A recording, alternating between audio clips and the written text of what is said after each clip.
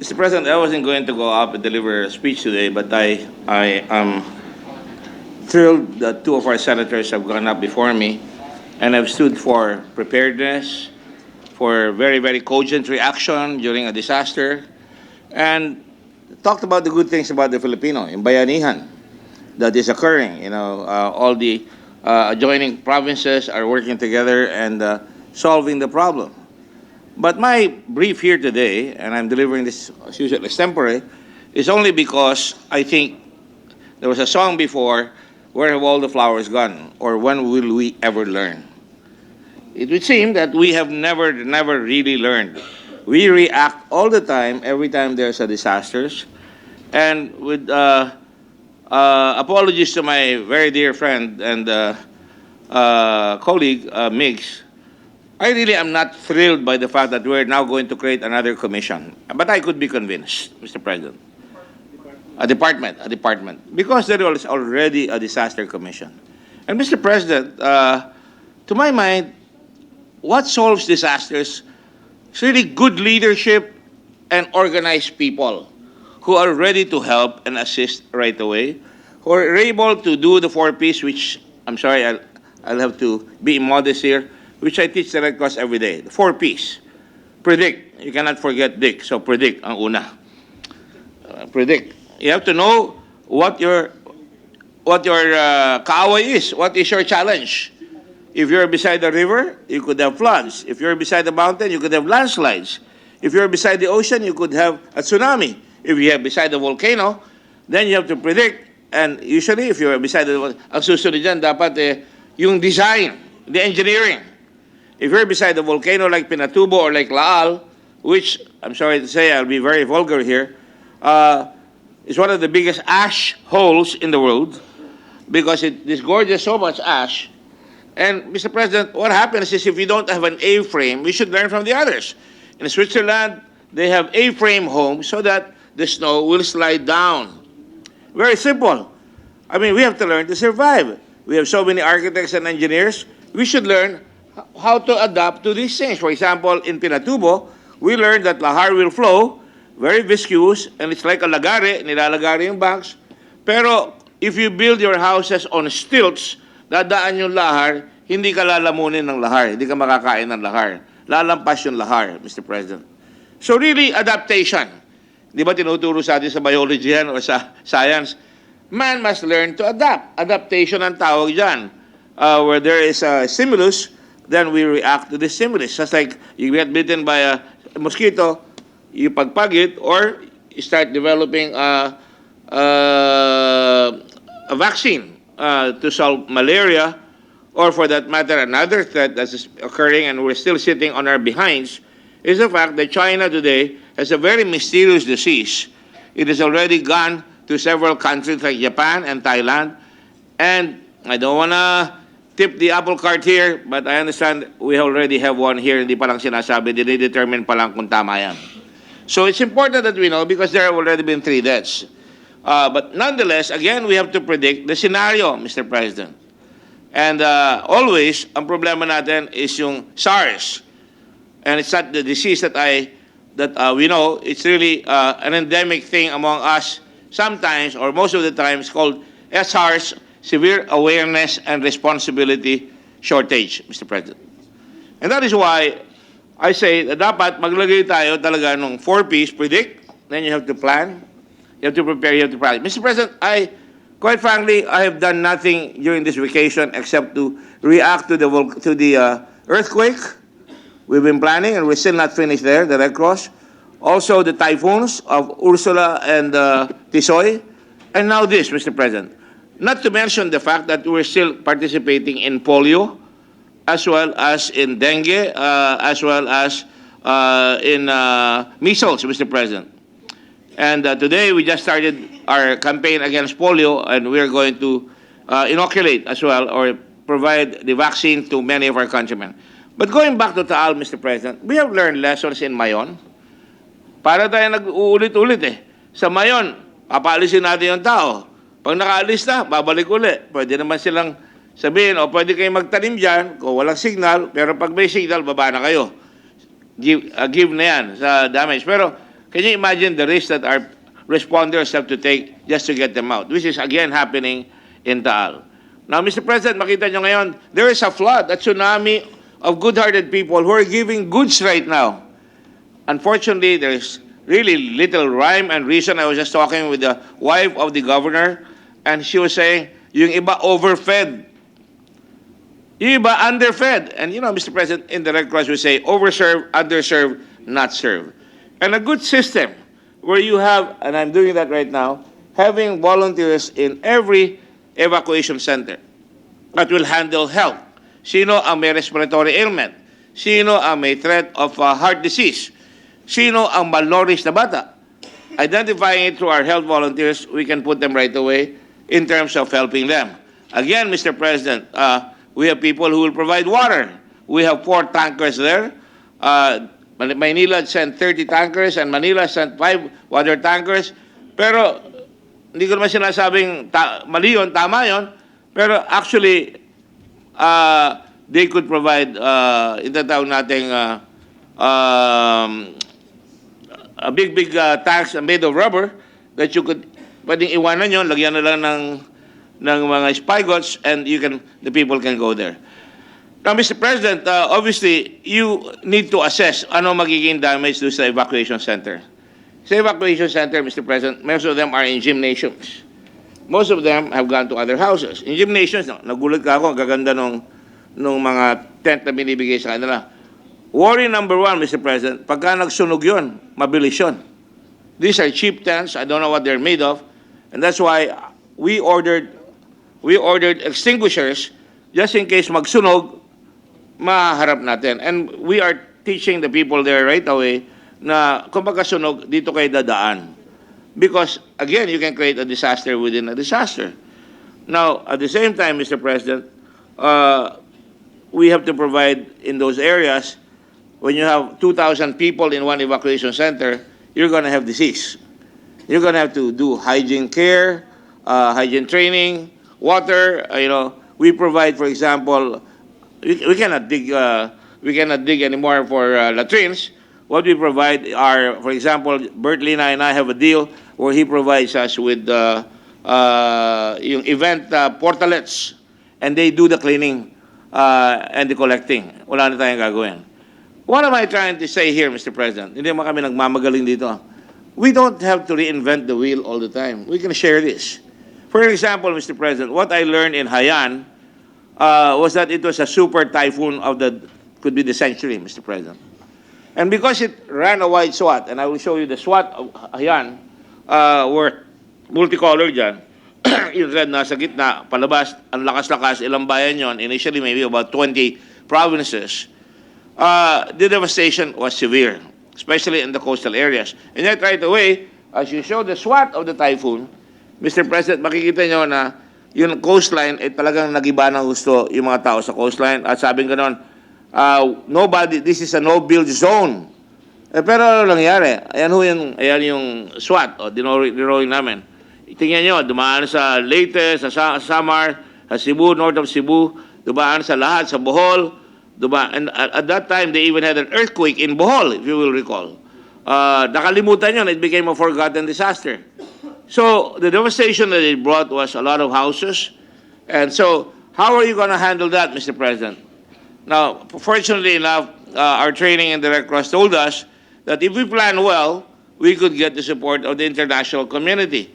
And so what we did was to bring in the international Red Cross community. I asked the Secretary General, the Chairman, to come down here. And there you go, welcome to Tacloban City. And right away, the goods come in. That's very reactive. But what is most important, and there is our suitcase. Can you go back one slide? There's a suitcase of what we need to do. One slide. Back. There.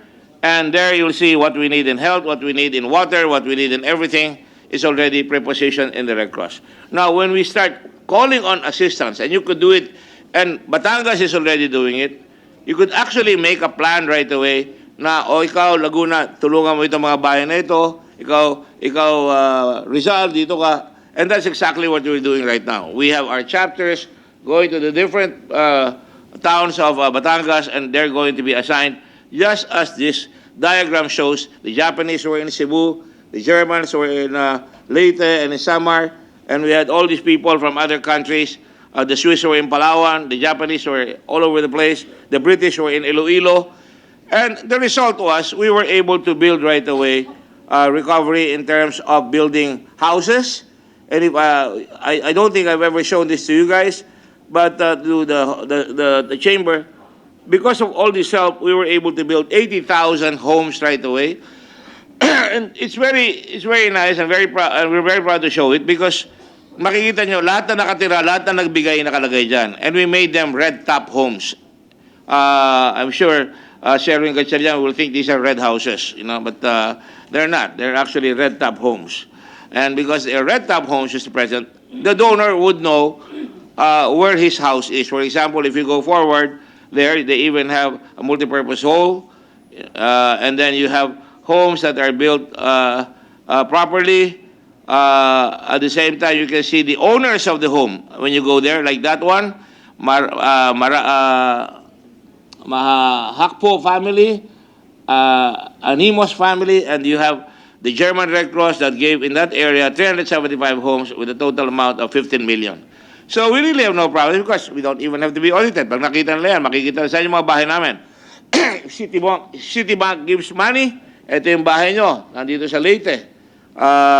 If AirAsia gives us money, ito yung mga bahay nyo, nandito sa may Boracay because gusto nila doon sa malapit sa Boracay. And we have listed down all of them, and depending on how far they are from the ocean, pag malapit ka sa ocean, ayan ang bahay mo, may semento ng konti. And these are all built by the beneficiaries, Mr. President. The record shows that we pay for the carpenters, na mag-aasinta, and then susundin na lang and becomes a bayanihan by the community, Mr. President. Excuse me.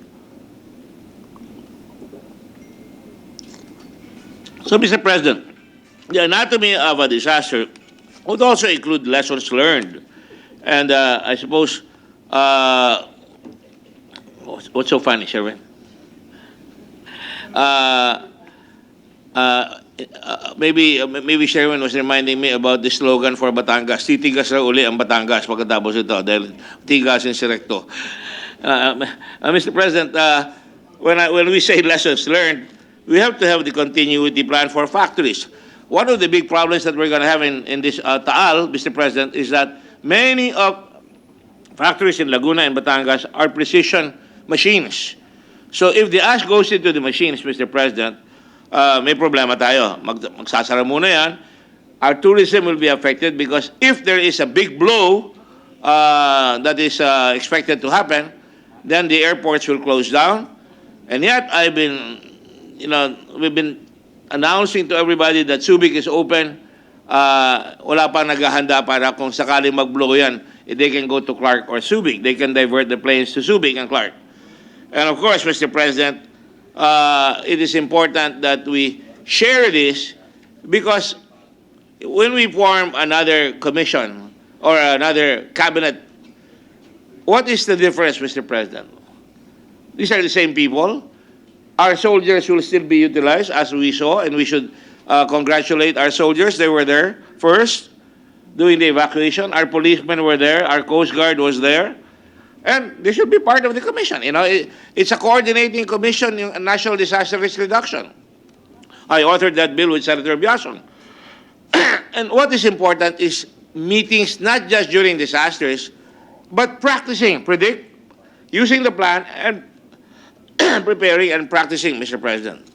And I don't see that happening, Mr. President. So we're always caught with our pants down, literally, when a disaster happens, and we're prone to commit the same mistakes again. So now, magulo doon sa pagbibigay, umaangal yung iba, chinatsani raw ng mga barangay captain, ginagawang bodega yung mga bahay. I've gotten these complaints, Mr. President, from high officials of Batangas, no less. And of course, Mr. President, we all know that dapat very, very logical, dapat meron tayong food trucks o lutuan. The Red Cross has 4 food trucks there and we're going to send more. Para sa ganoon, pag nasa disaster area ka na, nasa evacuation ka, bibigyan ka ng lata, bibigyan ka ng pagkain, iluluto mo pa. Saan ka maghahanap ng lutuan? Wala naman lutuan.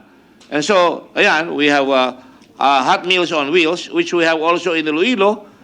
People of Iloilo learned quickly, and in Bacolod, we sent those to the earthquake areas, and we have Pasay, Manila, Quezon City, and the headquarters sending hot meals on wheels to different places in Batangas right now. Now, hopefully gayahin para pag next disaster, hindi nagkakagulo ang tao. At least mainit ang pagkain. And then at the same time, dapat ang pasok ng Department of Health talagang naghahanda. I remember, Mr. President, in Pinatubo, I noticed I was mayor at that time, namamatay yung mga Aita. Araw-araw. A lot of Aitas were dying. And so I went to the evacuation center and I saw the Manila doctors from DOH smoking cigarettes and just sitting on the table. And I really chastised them and I said, your job is to find out, do you know that so many people have died here? And many of them were not even conscious of the fact. And so, when I went around the area, I saw yung mga corned beef, yung mga pagkain, binibenta doon sa paligid na mga Aita. Why? Because it's not their staple food, Mr. President. They wanted fish and vegetables. So right away, we procured vegetables and fish, and the dying stopped, Mr. President. So these are little things that we have to share. And again, simple lang yan. Magbibigay ka nga ng dilata, hindi naman mabuksan, natatarad na pa ang mga tao. And most of the time now, by the way, we're shifting to giving money para they can buy what they need. And you resuscitate the market right away. And of course, the biggest casualty here are schools. They are used as evacuation centers. So, nakalagay doon sa headline sa araw, 30,000 are going to be, well, you know, Mr. President, kung talagang ganon, necessity is the mother of invention, you can have the teachers who cannot teach their children teach at night.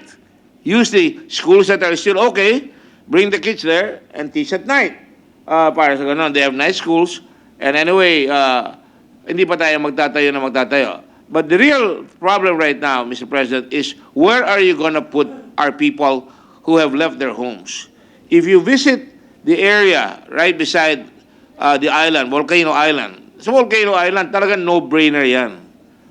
Pero, yun tabi, if you look at the history, Mr. President, there was a tsunami, volcanic tsunami that occurred many years ago, in 2065 it occurred, and wiped out a lot of the towns. In fact, Lemery, I believe, or Taal or Talisay are underwater and they move backwards where they are. 3 times, some 5 times because of previous volcanic eruptions.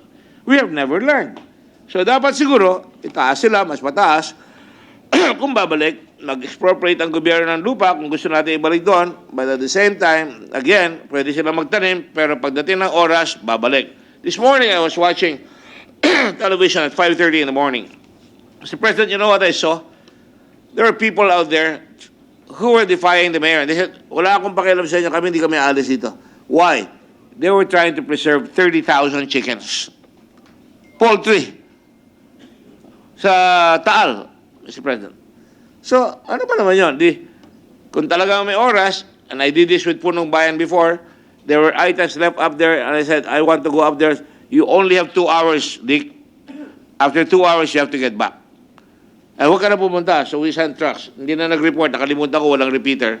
So I went up. Na-flat pala, pinabalik ko. And true enough, a lot of items were there. And we brought them down, Mr. President, right away.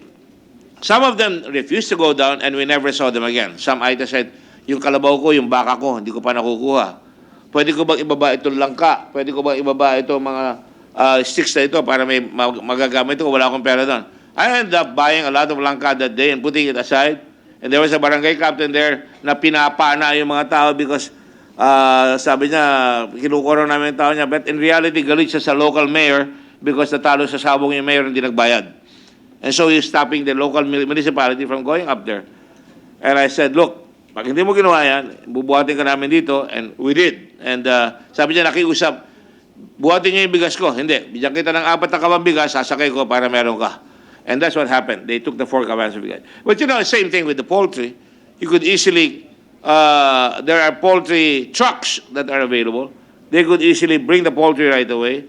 And if you saw the TV today, you could see how courageous our people are, how poor our people are to a certain extent. Yung kabayo, sinasakay sa bangka, pinapalundag yung kabayo sa bangka, tumatadyak yung kabayo, umiilag yung tao, but they were able to remove some of the horses and the cows. Now, of course, kung talaga may calamity fund tayo, and this is where I'm going now, may calamity fund ka, huwag na kayong magulo dyan, bibiliin na lang namin yung mga kabayo nyo.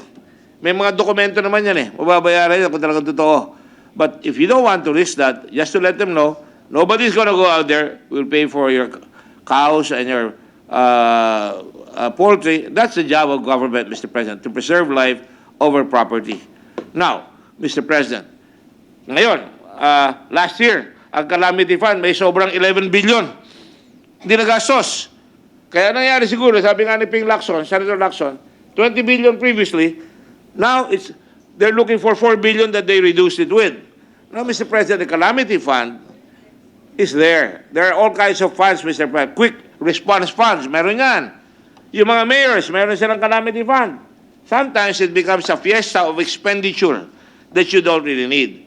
And that is why, kung magpipredict at magpaplan at magpiprepare, they should have already, this is not rocket science, alam mo kakailanganin ng tubig ng tao.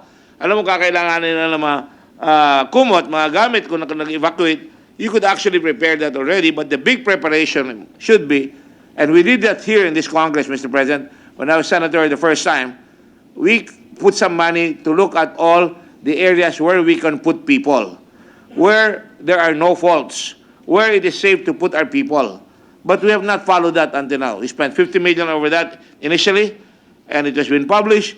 I don't think we're following that. And I know because in Ginsa-Ugon, we could not put any, identify any place there, especially on the Pacific side, all the way from Samar to Surigao. Ang hirap makakita ng matinong lupa dyan because there are too many faults. That's why this country is a fault-finding country, Mr. President. We find fault all the time. And having said that, Mr. President, I think just a glimpse of what can happen. You don't have to put up another bureaucracy, pay a lot of people when it's already there. What you need is somebody who will let people into line. Somebody who will be firm, fair, and make sure that he can do it right away in a disaster. You have to really lead strongly. If you don't lead strongly, then they will not follow you. So, Mr. President, I'd like to end by commending again our people. I commend Senator Recto for his foresight in thanking all the other people who have been helping them. Mick Subiri for his foresight in that we must learn. Of one thing that we must do is that we must learn. And we must commend our people because especially in Laguna, especially yung mga kapitbahay natin sa Rizal and all the way up to Cavite, Cavite has declared a calamity area because they are occupying. Now, the next problem on that, Mr. President, if, sabi nga may Arab saying, if you have a visitor for 3 days, it's okay. But if he goes beyond 3 days, it becomes a problem. You're gonna have problems, Mr. President. Hindi ko kaya kayong pakainin dito kahit nakamag-anak ko kayo. So again, that has got to be looked into because if they're going to stay there for a long time, there must be an accountable way, a system where we could provide help for those who have been displaced and where we could put them there in somebody's area and they could have a coupon where they can buy food that is supported by the government. So, Mr. President, on that note, just some vignettes from 53 years of experience in the Red Cross, including 63 years of my mother in the Red Cross, and I'm very proud of that. And because of this, Mr. President, I think we should all heed what the Jesuits used to tell us. Man learns by his mistakes. That's what it should be. We should all learn from our mistakes. And then they would follow. That is why God never learns. Probably because he never makes mistakes. And so, Mr. President, we ought to try and make sure that an effort is made by the Senate, a message is sent by the Senate for supporting the NDRMC, supporting all the provincial NDRMC, but to make sure that we are ready, and we don't want to investigate at this time, that we will drop the axe upon anybody who will take advantage of this situation, from everything from selling overpriced masks to stealing goods or pocketing money that is being given there. Thank you, Thank you very much, Mr. President. All right. Buhay po ang Pilipinas.